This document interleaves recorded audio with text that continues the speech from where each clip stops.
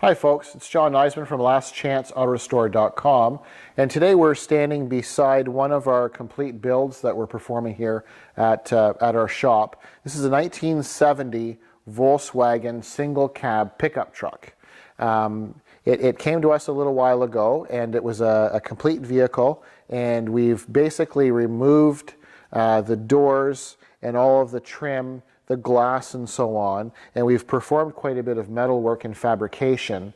You'll see in some updated pictures coming soon where we replace both left and right battery trays, the rear corners, new floor pans and so on. But basically this is just a quick little update to share with you because we media blasted what I would refer to as the safe areas on this 1970 Volkswagen pickup. So in previous photos, we had sanded a lot of the flat surfaces that would be affected by the media or sandblasting. So you can see sections like this. We've sandblasted the posts because this is structurally very strong. We've also sandblasted these rounded sections here, but we've left the center and the ribs, which we've done by hand. And then in the back here, you can see it still has the blue. We'll be sanding all of this off, but you can see, once again, the safe section here, we sandblasted because of the structural strength, but not here because it would create some rippling. So we're going to be sanding that off to bare metal. This back tray was heavily damaged and bent. We spent quite a bit of time getting it to almost where it should be. And then this bed top, this is a lot of sand grit we haven't cleaned off yet. We did quite a bit of work, metal work along the hinge posts here, where the hinges attached to the sides that come down.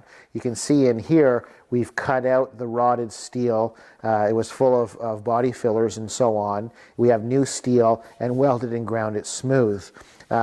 We thought we had all of the sections looked after. However, once we sandblasted along here, we found another spot. So that, believe it or not, is some kind of epoxy that someone has plugged a rust hole and that's rotted through. So we'll end up cleaning that. We'll cut this out. We'll weld a new piece of steel in because right now that's a rusted out hole and it has some type of two-part epoxy and body filler to hide that. So if we didn't sandblast this whole thing, we wouldn't be able to see little things like that. So it's very, very important that we have this kind of detail when we do a ground-up restoration here at Last Chance Auto Restore. As we come further towards the front, you can see on the passenger side here, what we've done in earlier photos, you can see where we've cut this passenger floor out. We reinforced underneath where there was some rust, and we've replaced it with a all-new piece with the correct ribs and stamping. So this has been cut out and welded in, and you can see from our repair, this was all rotted too. So now we have all new steel, and then what we want to make sure when we do the sandblasting, which we've blasted all of this strong structure, we want to make sure that we don't expose any other hidden areas that may have some body filler or special kind of two-part epoxy or spray foam or crazy stuff that some people would have used to try and repair this years ago.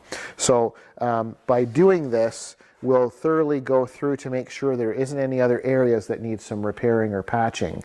Because we found in the back along the bed, there's a couple of little pinholes and rust spots that have appeared after the sandblasting.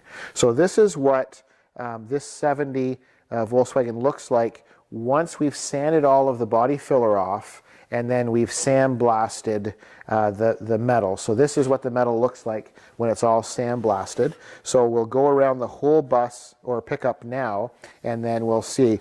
Actually, the camera can probably pick it up on the side here. If it shoots from this side, I'll get out of the way. And here's a perfect example of the exposure of rust. So this is where the door folds down, and there's a cargo area in here. And if I move some of this sand, so we'll thoroughly clean this, but you can see where there has been some type of body filler hiding all these little holes, but see what's happened here. So there's been some work done to the outside. It looked like everything was solid, but now we've got rust through spots here and also up here in the corner. So what we'll end up doing is, now that we have all of this exposed, same thing on this other side. I think the camera can pick it up again. So we've got new metal out here at the back, but in here we've got some pinholes, and we have another hole here on the inside. If I move that sand where the screwdriver is, see just inside, it's kind of dark in there, but there's another hole in there.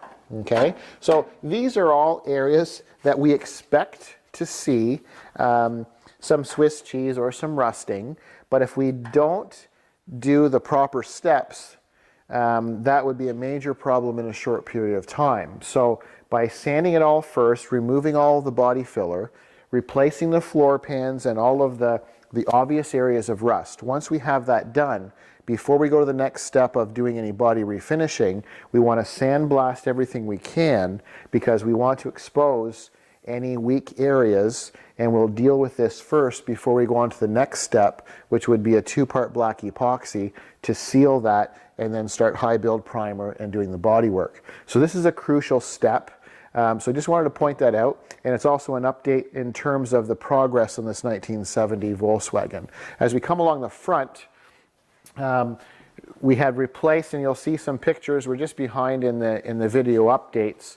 This is the front nose or front section of this 1970 Volkswagen pickup. So what we had done is we had cut this front nose off, and we have replaced it with an aftermarket nose, and we have the marker lights in the correct areas. Because of it being a 1970, the marker lights are in this lower section.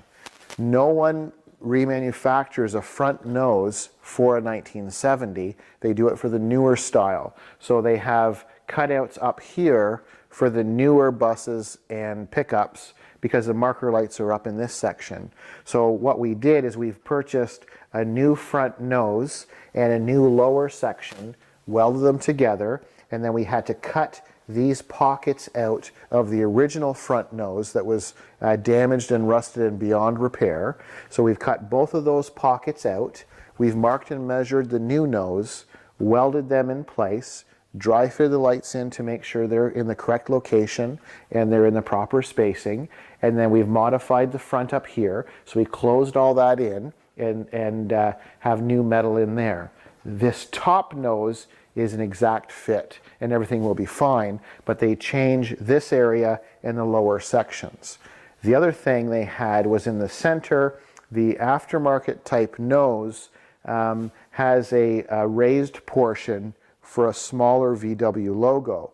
It's not correct for a 1970, so what we have done is we cut that out and welded it in smooth, excuse me, and ground the weld smooth. And then we began by applying a 2-part black epoxy to seal the bare metal. And then we've applied 2 coats of high build primer. So the gray is the primer, and then this black is a guide coat.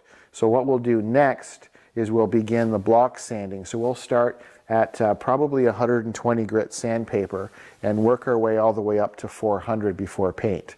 So this is basically a neat little project that we're working on. Quite a rare vehicle. We don't see them very much anymore. So this is a 1970 Volkswagen single cab pickup. I'm John from LastChanceAutoRestore.com, and I thank you for watching.